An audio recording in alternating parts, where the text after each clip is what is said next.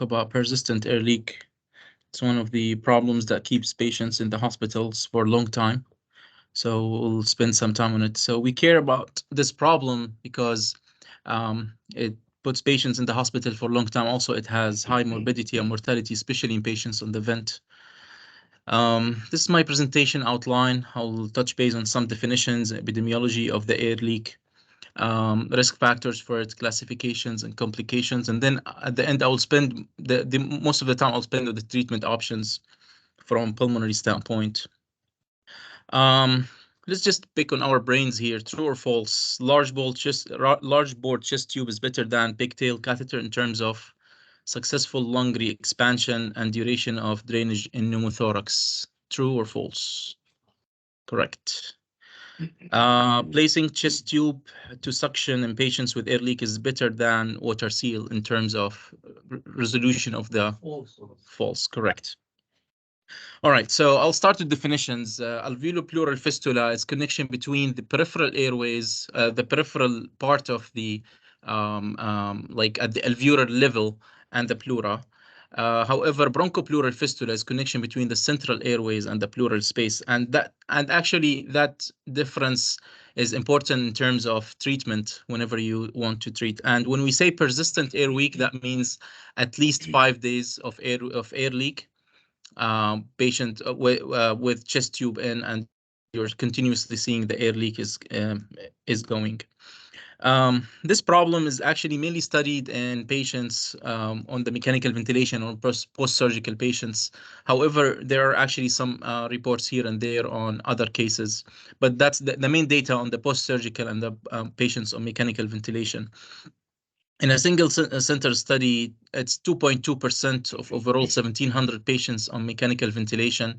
They had persistent air leak after they developed pneumothorax. However, this study was performed before the lung protective ventilation methods.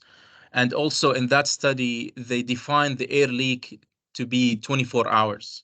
So probably like now it's less than that study, and unfortunately we don't have other studies of patients on mechanical ventilation after the lung protective methods. So probably it's less than 2.2%. And the incidence with lobectomy tends to be up to 26%, and lung volume reduction surgery 46%, and 3.3% with wedge resection. So risk factors for this problem, of course, mechanical ventilation because of the positive pressure that the mechanical ventilation provide, and chest surgery or trauma, underlying lung disease, ILD or bullous emphysema, or if you have any cavitary lung lesions close to the pleura that might tend to open to the pleural space, like TB or septic emboli, which we see here a lot in our area. Classifications, there are several ways of classifying the air leak, but the Cerfolio classification is the most common one. So grade 1 with forced expiration or cough. Basically, when you see the patient, if there is no continuous air leak, you ask them to cough. If it is only coming with cough, then that's grade 1. 2 with expiration, normal expiration, not forced. 3 with inspiration, and 4 is continuous. So here on the left, on the right side, this is the conventional way of us grading it. Sometimes if the air bubbles goes to the to number 1, that's grade 1 or grade 2 or 3 or 4 or 5. But also there is a device, it's called the Thobas. Basically, it's a drainage system that is only electronic. It can measure the pressure of the pleura and also the flow of the air through the chest drainage system.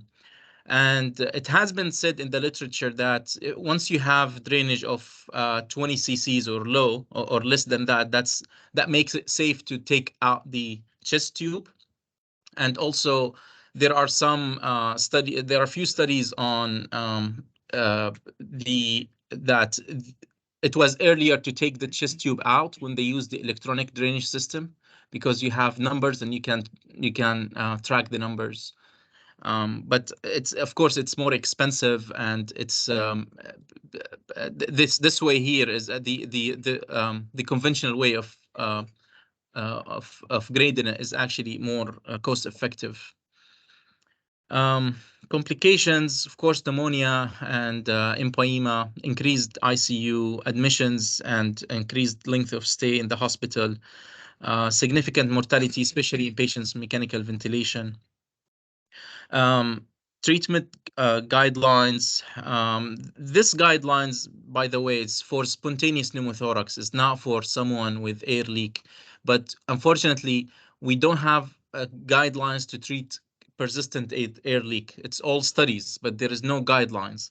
So here in 2001 chest recommendations for spontaneous pneumothorax, they recommended conservative treatment, meaning chest tube and wait until the air leak goes away up to 4 days. After that, if you still have air leak, you consult surgeons for that. If the patient is not surgical candidate, then you end up with non-surgical methods, which we're going to talk about in a few minutes.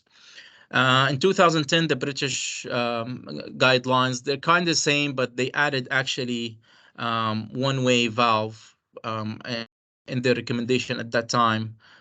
It was invented around that time, so it was not invented here when they put the 2001 recommendations in the US. Before we treat, we have to set our goals.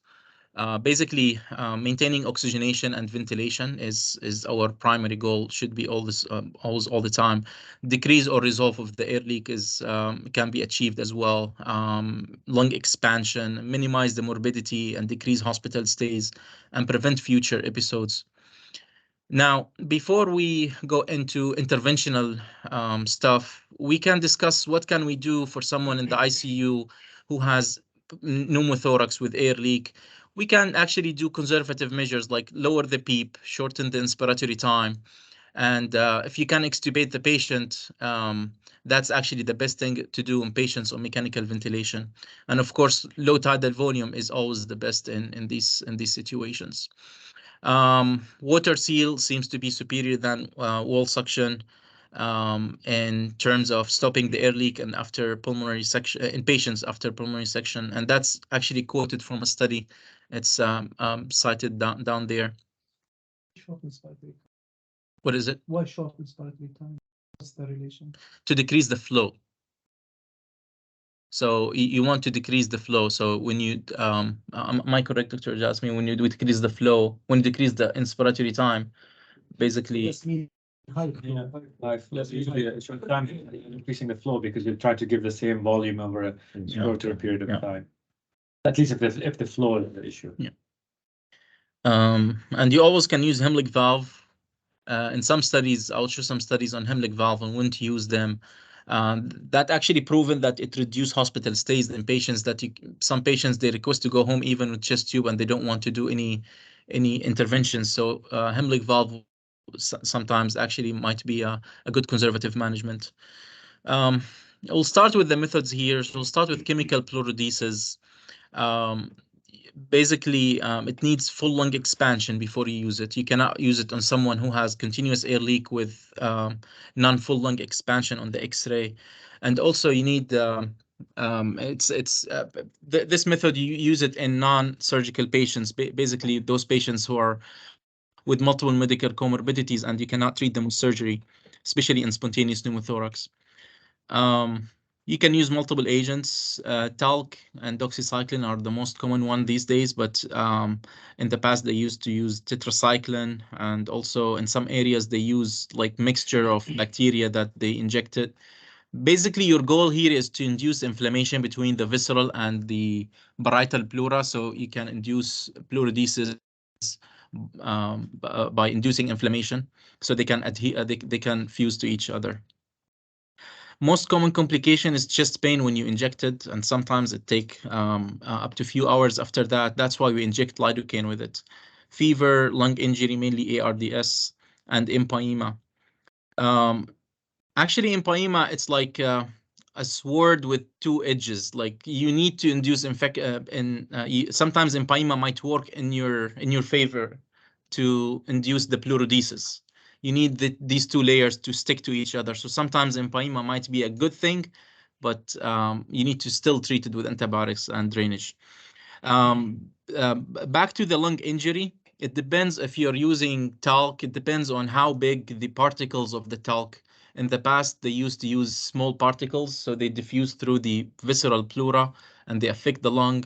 Later on, they invented larger particle talc, so now it has less effect on the lung than before. These two studies, they actually studied tetracycline in treating air leak, and they found that tetracycline, it helps in the recurrence of spontaneous pneumothorax, but it does not help with persistent air leak. So it's, if you have someone with pneumothorax and they have complete full lung expansion, you can just give them tetracycline. According to these two studies, they're kind of older studies in 1990s. But if you have someone with air leak, these two studies, they failed to show that tetracycline will help. Talc pleurodesis in secondary pneumothorax patients with air leak. So this is a retrospective observational study. They studied between 2013 and 17, and they have success rate of 94%. However, they're like more into this study. They studied total of 17 patients. So the TTP, it's like the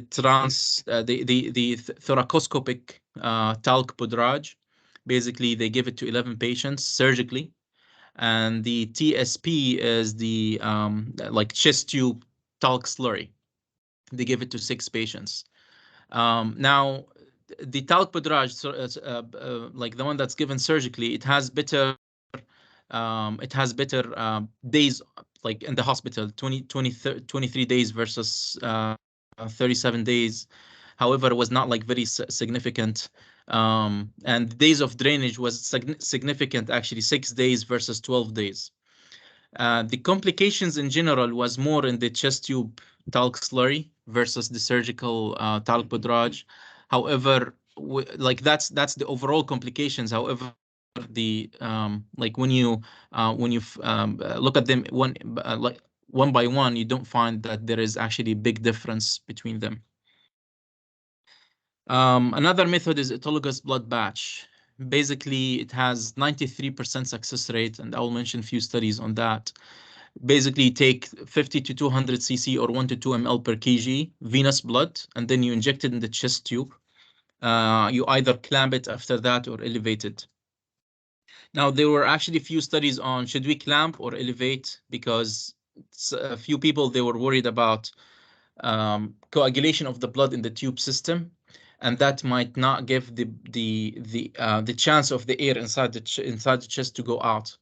So basically, there was a case study, actually, a case report in chest. They talked about, they gave the pleurodesis agent, whatever agent is that, and they elevated the chest, the drainage system above the chest level. That helped the air to escape out and keep the medicine or the agent inside the chest cavity. So they suggested that would be better than clamping, because if the patient continuously having air leak, if you clamp it, you may actually induce tension pneumothorax. Complication from this method, tension pneumothorax, as we said, and pleuritis, and sometimes it might cause empyema. Now, this study on autologous blood batch, but they studied early versus late, meaning that they waited on few patients in the study before they give the blood batch, and they want to see if there is any difference. It was a randomized trial. The study totaled 47 patients. Almost half of them, they received blood batch early within 3 days. And the other 50% of the patients, they received the blood batch at the 10th date of the study, if they still have air leak at that time. And days to resolution was 5 days in the early versus 10 days in the late. So as early as possible if you still have more than 5 days of air leak. After lung resection, if you still have air leak, autologous blood batch is actually a good option too. Per this study, this one is a prospective study. They studied 21 patients with air leak after pulmonary resection.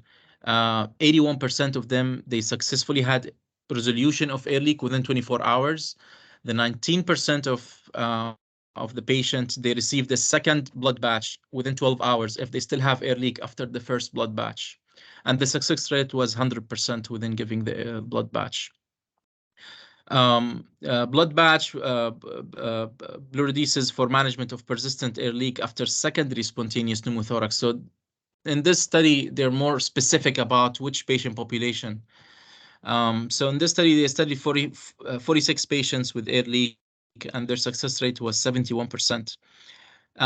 There was actually an interesting thing. HIV patients, they showed failure. So that actually might trigger a question here. Would immunocompromisation actually add anything to failure of pleurodesis? Because you need to induce, remember, we need to induce inflammation to achieve the pleurodesis. So if we cannot induce inflammation with white cell count, with good white cell count, then that might actually cause failure of the pleurodesis. And also, you might ask, we might ask ourselves, would other patients in immunocompromised agents would fail this method or not? I couldn't find any studies honestly on this, but that was a question that came to my mind, and it would be actually a good question to ask by a study in the future. However, can we use blood batch in patients with non-expandable lungs? Meaning we need full expansion for talc. You cannot apply talc if you don't have complete resolution of the pneumothorax on the chest X-ray. In this study, they included only patients that they have not had complete resolution of the of the pneumothorax on the chest X-ray. They included 24 patients, and they specifically added those who are not candidates for talc and other pleurodesis agents. And 13 patients, they had complete resolution of air leak within 48 hours. And the rest of them, they had air leak resolution when they added Heimlich valve if they still have air leak after the blood batch. Other methods of treating this issue is bronchoscopic management. So first, before you think about bronchoscopic management, we need to first localize the area. Where is the air leak coming from? And that's always a challenge, especially if it is alveolo-pleural fistula, because it's an area that we cannot see under bronchoscope. You can use methylene blue.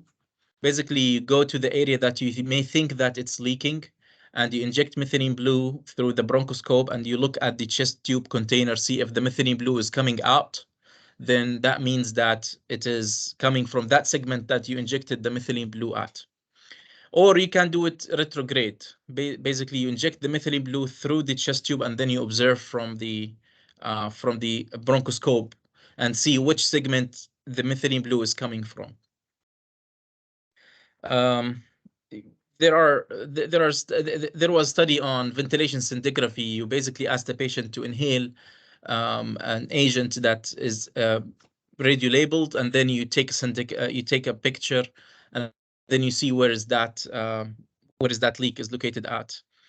You always can use the Chartis system, the one that Dr. Shway had to use when he put the valves. But the bad thing about using Chartis system is that if the patient already has peripheral communication between any two lobes beside each other, this method might fail. So using bronchial valves, we have two valves that we use in the US, Spiration and Zephyr. Spiration was the valve that is approved by FDA to be used for air leak. We need to check for fissure completeness before we apply it, either by high resolution CT scan or by applying a balloon in each segment, and then we call it sequential balloon occlusion. Basically, you go to each segment, you start from proximal to distal, and you occlude them with the balloon, and then you watch the chamber and see if there is 50% reduction in the air leak at least. That means that it's a positive, and that segment might actually respond if you put a valve in it. And if there is a fissure integrity on the CT scan more than 90%, that suggests actually minimal collateral ventilation between the two segments. This study was on using one-way valve in air leak after tube drainage. It's a multi-center retrospective study, by the way. It's not a trial. They just added data from more than one center. They used Spiration valve for all patients. 75 patients with persistent air leak, meaning more than 5 days, of different reasons, like if it's surgical or primary or secondary spontaneous pneumothorax, or iatrogenic. They had success rate of 96% of resolution of air leak.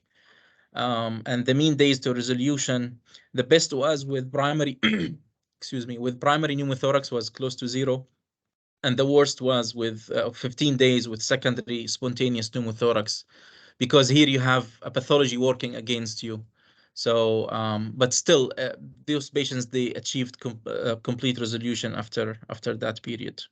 Sequential balloon occlusion is a part of that one-way endobronchial valves. This is something that we have to ensure that there's fissure completeness first, and then we do the endobronchial valve, right? Yes, basically, when you do it, first you need to make sure that there is air leak on the chest tube chamber, right? And then when you go occlude each segment, you put the chamber beside you and you see if there is a decrease in the air leak in the chamber.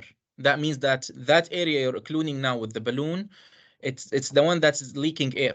Does that make sense? If not, then you move to the next one, to the next segment, until you find. Sometimes you don't find anything. Because sometimes there's collateral from other segments. What is it? Emphysema too, when they are. It's the same method. The charter system is the same method that they use for emphysema as well. Yes. You bring these patients for the bronch, there is no leak, you know. You wake them up, they have weak leak. Yeah. So in this study, they studied the bronchial valve for air leak after resection for cancer. It was observational study in one center. They tested 10 patients. They studied 10 patients with air leak at least of 7 days. The aspiration valve was inserted, and the median duration after the valve, after the valve insertion was 2 days, meaning that median duration of air leak resolution was 2 days. And chest tube removal was like 4 days after the valve placement. I honestly don't know why they waited 2 days between the complete resolution of air leak, and then they waited 2 days to remove the chest tube. Probably just a safety method or something. I don't know. I couldn't find it in the protocol why. Endobronchial one-way valve for treatment of persistent air leak. So this is just a systematic review, but they didn't do meta-analysis because the data was all over the place. They couldn't do meta-analysis. There was heterogeneity in the data. They collected 34 case reports, total 52 patients, and 10 case series with total 156 patients. The air leak for all of them was 5 days. They excluded all other studies with less than 5 days. So in the case reports, because they lumped them together in this systematic review, with total 52 patients, 62% of them, they achieved air leak resolution within 24 hours, 12% within 48 hours, and 26% more than 2 days. Now, what happened to the 26%? Like they had air leak more than 2 days? I don't know, honestly. Nothing is mentioned. In the case series arm, 156 patients total, close to 66% of them, they had resolution of air leak. And now the timing of the air leak and the case series was very, very variant between studies. Like some studies, they said that it's like up to 1 month. Some of them, they said within 2 to 3 days. So there was no consistency in that. And most of these patients, they received spiration. And the minority of them, they received Zephyr valve. This study is an interesting one from Hong Kong. It's a retrospective study. They used only Zephyr valves. They did not use spiration valves. And they found actually interesting finding that's actually disappointing, I would say. So all patients, they had air leak more than 1 week. And all patients, they had chest tube to suction all the time before applying the chest tube, before applying the valve. And they used the balloon occlusion to localize the area. Now, only 21% they had success air leak resolution. That's actually less than any other studies, even less than the case reports and case series. I believe it's because of here there are 2 differences between this study and other studies. They use only Zephyr valve, and they put all patients to suction before they apply the valves. I don't know if this is like a real factor, but these are the differences between the studies. Moving to another method using spigots. Basically, it's if you have a leak, you just put a plug, you close it with a plug. It's a silicone plug. It was invented in France and it's officially used in Japan these days. It has not been approved by FDA yet in the US. Place it where? it's same. You remember the valve? Same as, but instead of putting valve, you put spigot. Okay. Yeah, this is how it look, and it has different sizes. Basically, you just plug it there. Yeah, you close the area where you think is the air leak is coming from. And again, you need to do the occlusion, you need to localize all that stuff. Yeah. So in this study, so this is the first time when they tried it. 60 patients with air leak, 80% they had actually either elimination or reduction in the air leak. And this one also, they studied the spigots in those patients. They studied 21 patients.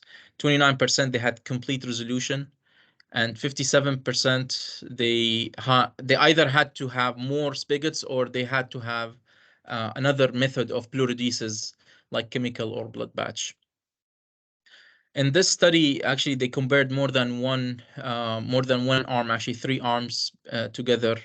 But here they used endobronchial blood batch, not blood batch through the chest tube. Like they injected the blood through the scope inside the lung. Honestly, I don't know how they did it, because usually blood is very thick. I don't know, like, if they invented some way to do it or not. Exactly. I don't know.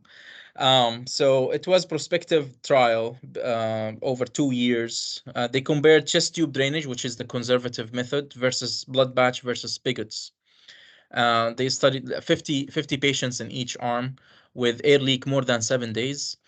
They studied them for 14 days. Like after they applied the intervention, they compared them over 14 days. Now, full resolution was very close between the blood batch and spigots.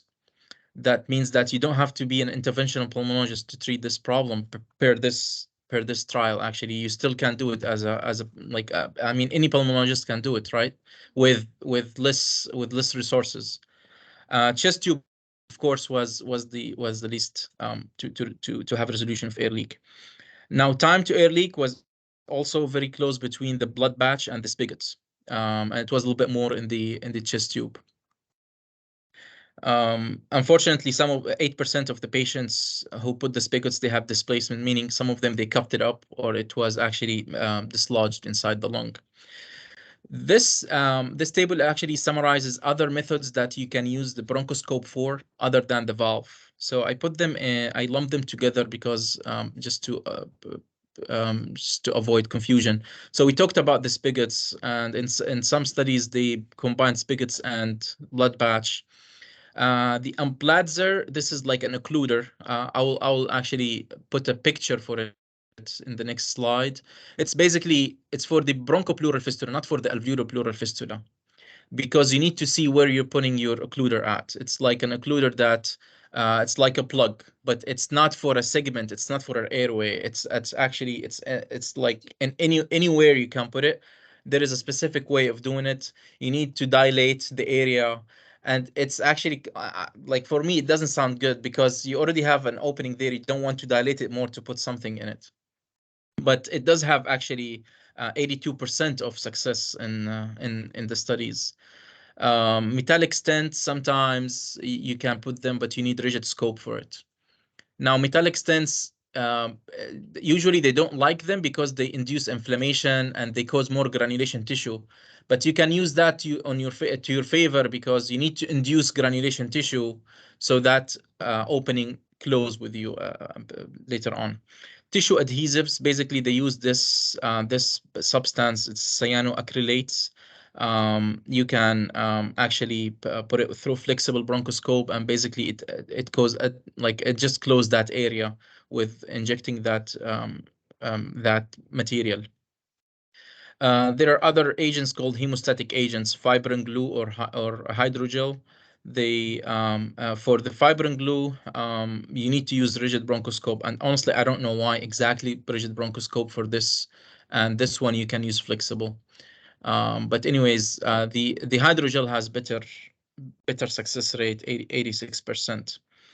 Submucosal injections, basically you need to inject something to induce not fibrosis, induce collagen accumulation in that area. So when you do that, basically you help closing the the area of leak. And the silver nitrate, it has 94% success rate. And you can use also laser. Basically, the laser induces inflammation, and also it helped to close that area, but it doesn't have that much of success, only 50%. This is the Aplazer occluder. Basically, one end stays on the so the area in the middle here, it closes the open part, and one end stays from inside the lung, and the other end stays from the other side, the pleural side, if that makes sense. And here's just a bronchoscopic picture of the hemostatic agent. Basically looks like saline in the lung. So I will end with this case. Anyone wants to read it? History of IUD means admitted by sleep or septic shock, acute respiratory failure, secondary pneumonia, for which she needed to be intubated and mechanically ventilated. Post intubation chest X-ray showed bilateral left-sided pneumothorax, and she received a chest tube. Like this, she developed right-sided pneumothorax, and she received a second chest tube on the right side. Chest CT showed bilateral respiratory disease with fluid-based areas of septic emboli. She stayed on the ventilator for 7 days and was unable to be extubated due to poor mental status. Which of the following is the best way to manage her air leak, persistent air leak? Consult thoracic surgery, for surgical pleurodesis, talk to the family of comfort care, bilateral spigot placement, bronchoscopic delivery of the glue, or bilateral endobronchial valve placement.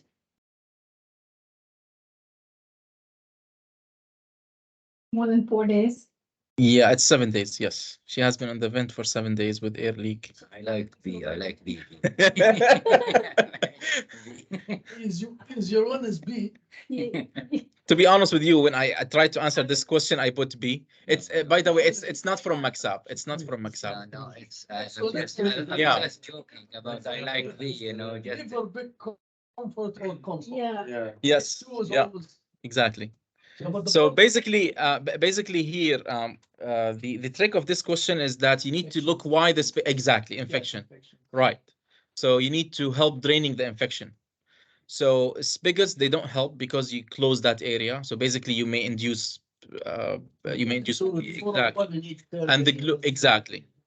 So you end up with valve insertion, because the valve might close and open, and if there is any secretions, it might There's help. no risk of infection in this. It should already have infections, but a valve there is any risk of increasing. You need to, I mean, that's the only thing. I mean, if she's not